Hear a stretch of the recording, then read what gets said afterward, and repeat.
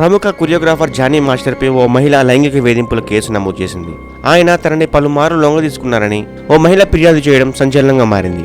Johnny master Janasena పార్టీలో star క్యాంపెయినర్గా కొనసాగుతున్నారు. ఇటీవల టీడీపీ ఎమ్మెల్యే వేధింపుల కేసులో పార్టీ నుండి సస్పెండ్ అయ్యారు.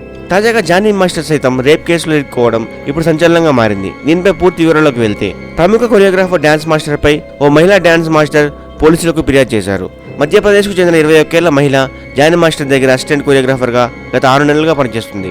అయితే అవుట్డోర్ షూటింగ్స్ టైంలో తనని పలుమార్లు లైంగికంగా వేధించారని సదరు మహిళ కేసు పెట్టింది. అత్యాచారం చేయడంతో పాటు గాయపరిచారని చెప్పుకొచ్చింది. నార్సింగ్లోని తన ఇంటికి కూడా వచ్చి పలుమార్లు అత్యాచారం చేసినట్లు తన ఫిర్యాదులో ఆ యువతి పేర్కొంది.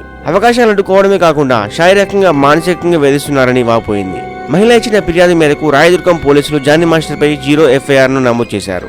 అనంతరం తదుపరి విచారణ కోసం ఆ కేసును నార్సింగ్ పోలీసులకు బదిలీ చేశారు. దీంతో నార్సింగ్ పోలీసులు జానీ మాస్టర్పై IPC section 376 rape case, criminal and బెదిరింపు 506, స్వచ్ఛందంగా గాయపరచడం 323లోని క్లాస్ 2N కింద కేసు నమోదు చేశారు. గత ఎన్నికల్లో జనసేన తరపున జానీ మాస్టర్ ఎన్నికల ప్రచారం నిర్వహించారు.